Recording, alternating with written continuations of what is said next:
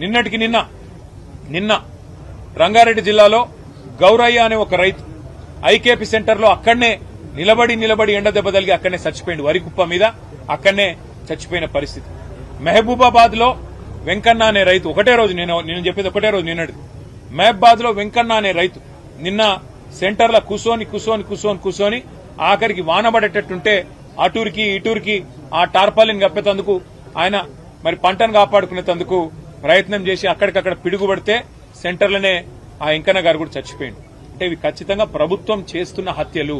ఇవి ఖచ్చితంగా ప్రభుత్వమే రైతులను వాళ్లను సంపేతందుకు వాళ్లకు ఊపిరి లేకుండా చేసేందుకు చేస్తున్న ప్రయత్నంగా కనబడతా ఉంది.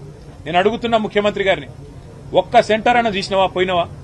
నీ మంత్రులు ఒక్క సెంటర్ కన్నా పోయినరా?